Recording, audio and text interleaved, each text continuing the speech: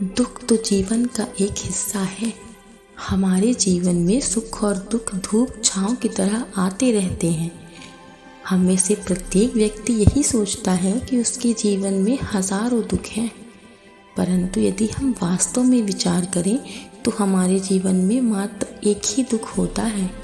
तो आखिर में वो दुख है क्या और उसका समाधान क्या है? आइए जानते हैं इस बोध कहानी के माध्यम से। परंतु इससे पहले कि आप इस कहानी में खो जाएं, हमारे चैनल को सब्सक्राइब ज़रूर कर दें। और यदि आप अपने दुख का निवारण वास्तव में चाहते हैं तो इस कहानी को पूरा सुनें। तो आइए शुरू करते हैं। एक गांव में सबल नाम का एक व्यक्ति रहता था। वह अपने जीवन से बहुत निराश था। उसकी निराशा का कारण यह था कि वह अब तक कुछ भी नहीं करता था। उसके घर वाले दूसरों का उदाहरण दिया करते थे कि देख, तेरे दोस्त तो कामयाब हो गए पर तू यहीं का यहीं रह गया, और उसे ताने मारते। जब वह अपने मन को शांत करने के लिए घर से बाहर निकलता तो लोग उससे पूछते, अरे क्या कर रहे हो भाई आजकल? तो वो शर्मिंदगी से कहता कि अभी तो कुछ नहीं। धीरे धीरे वह लोगों से कटने लगा और अपने जीवन को धरती पर बोझ समझने लगा। वह सोचने लगा कि अब वह कुछ भी नहीं कर सकता, उसके बस में कुछ भी करना नहीं है, उसका जीवन ही व्यर्थ है, उसे तो मर जाना चाहिए। हमेशा खुद को और भगवान को कोसता रहता। एक दिन नगर में एक गुरु दुखों पर प्रवचन दे रहे थे। गुरु कह रहे थे कि दुख गुरु के समान होता है, जो आपको जीवन के बारे में बताता है और सही से जीवन जीना भी सिखाता है। आप चाहें तो दुख रूपी गुरु से बहुत कुछ सीखकर अपना जीवन सुधार सकते हैं, या फिर बैठे बैठे अपने दुखों से हार कर रो सकते हैं। सबल भी यह बातें सुन रहा था। जब उपदेश खत्म हुआ तो उसने गुरु से कहा कि दुख कुछ सिखा कर नहीं जाता, बल्कि अत्यधिक पीड़ा देकर जाता है। इतनी पीड़ा कि मनुष्य जीने की इच्छा ही खत्म कर देता है। गुरु ने पूछा, क्या दुख है तुम्हें वत्स?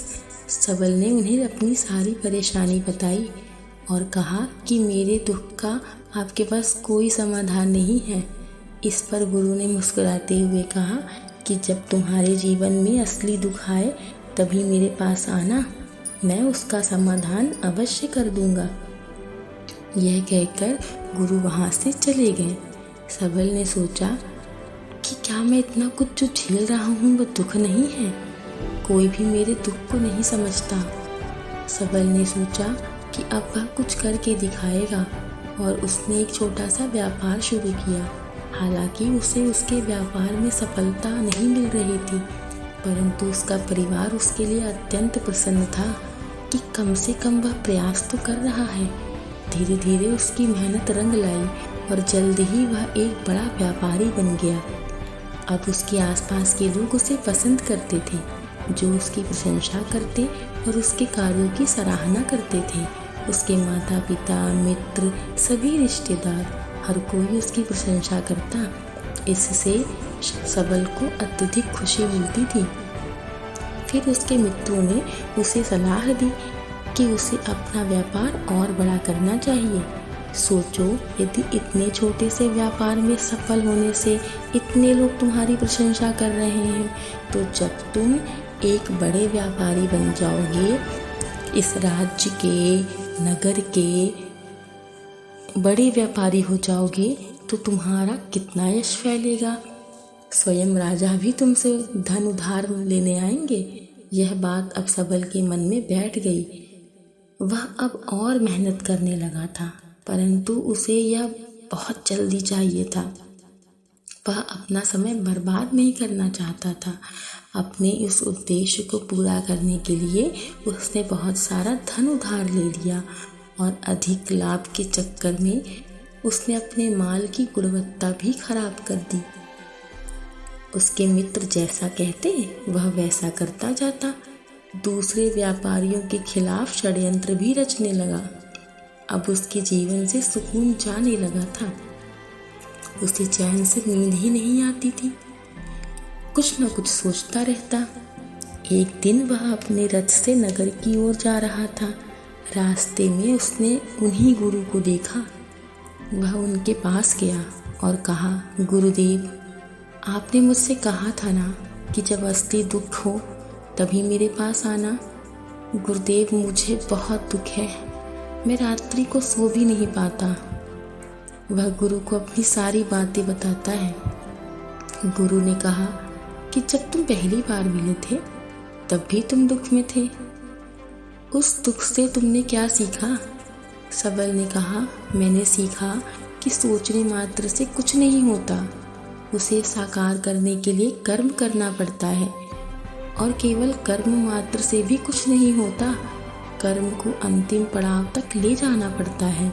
चाहे मार्ग में कितनी भी समस्याएं क्यों ना आए, चाहे कितना भी समय क्यों ना लगे, चाहे ऐसा क्यों ना लगे कि अब कुछ नहीं होगा, तब भी अपने मन में दृढ़ निश्चय कर लेना चाहिए कि जो कार्य मैं कर रहा हूँ उसमें मैं सफल होकर ही दिखाऊंगा।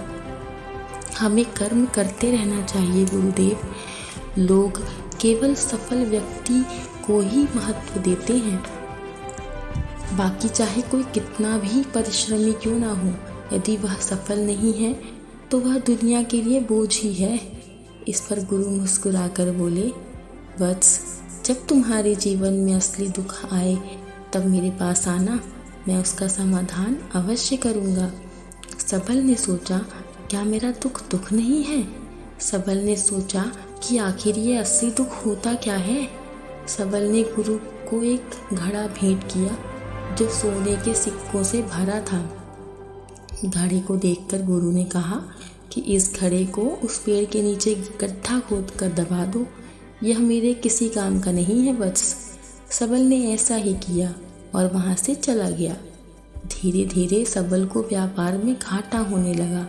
उसकी धन संपदा धीरे धीरे घटने लगी और एक समय ऐसा आया कि उसके ऊपर बहुत सारा कर्जा हो गया। परंतु वह निश्चिंत था कि कर्जा उसके मित्रों द्वारा ही दिया गया था। उसके मित्र बुरे समय में उसका साथ देंगे, पर ऐसा कुछ भी नहीं हुआ। सबसे पहले उसके मित्र ही उससे उधार मांगने लगे, उसे परेशान करने लगे और यहाँ तक कि उसे मारने की धमकी भी देने लगे। उसके सभी शुभ चिंतक उससे धीरे धीरे दूर होते चले गए। उसके पिता भी उसे उसकी गलतियाँ गिनवाने लगे। वह पूरी तरह से बर्बाद हो चुका था। अब उसे वास्तविकता समझ में आई थी।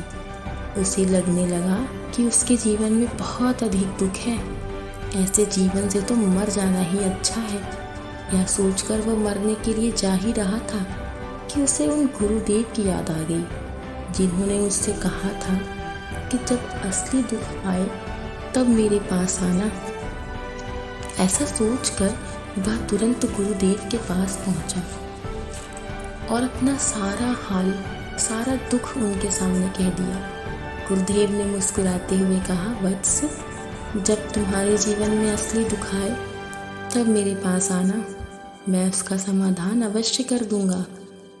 सबल आश्चर्यचकित हो गया। उसने कहा, क्या है ये असली दुख? असली दुख, असली दुख? क्या मेरा जीवन जो इतनी कठिनाइयों से गुजर रहा है, मेरे जीवन में जो इतना कुछ घट रहा है, क्या वह दुख नहीं है? गुरु ने पूछा कि पहले ये बताओ कि तुमने इस बार अपने दुख से क्या सीखा? सबल ने कहा, गुरुदेव, मैंने सीखा कि जो लोग तुम्हारी तरक्की देखकर तुम्हारे पीछे आए हैं ना, वे तुम्हें धोखा ही देंगे, क्योंकि ऐसे लोग कभी भी किसी भी समस्या में तुम्हारा साथ नहीं देंगे, कभी तुम्हारी मदद नहीं करेंगे, सिर्फ अपना फ़ायदा उठाते रहेंगे। भरोसा मात्र उन्हीं लोगों पर करना चाहिए जिन्होंने दुख में तुम्हारा साथ दिया हो, तुम्हारी असफलताओं में भी वह तुम्हारे साथ खड़े रहे हों। और ऐसे लोग बहुत ही कम मिलते हैं गुरुदेव, और यदि ऐसे लोग मिले तो उनका सम्मान करना चाहिए, कभी षड्यंत्र नहीं करना चाहिए। हमेशा अपना कार्य मन से और धैर्यपूर्वक करना चाहिए। गुरु ने पेड़ के नीचे से वह घड़ा निकाला जो सबल ने ही उन्हें दिया था और उसे सबल को दे दिया और कहा, जब असली दुख आए तब मेरे पास आना। सबल को वो घड़ा पाकर थोड़ी सी राहत मिली। उसने गुरु को प्रणाम किया और वहाँ से चला गया। उसने फिर से अपना व्यापार शुरू किया और वह अपने छोटे से व्यापार से खुश था। अपनी मेहनत से वह फिर से एक बड़ा व्यापारी बन गया। उसने अच्छे कार्य करने शुरू कर दिए। परंतु आप कितने भी अच्छे क्यों ना हो, कितना भी दान धर्म करते हो, जीवन में दुख तो सभी के अवश्य आता है। सबल के जीवन में भी दुख आया और वो दुख ये था कि उसके माता पिता की मृत्यु हो गई। वे दोनों एक ही दिन मृत्यु को प्राप्त हो गए।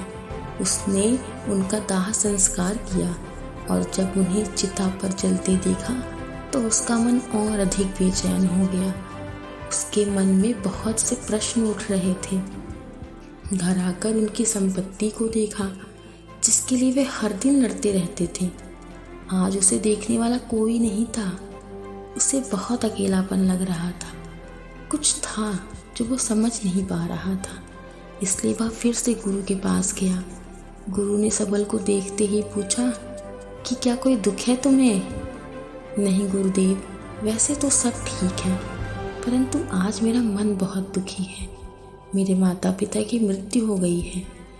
गुरु ने कहा, तो इसमें दुख की क्या बात है? एक दिन तो सभी को मरना है, तुम्हें भी तो मरना है। हो सकता है कल ही मर जाओ या फिर आज ही मर जाओ, या हो सकता है तुम अभी ही मर जाओ।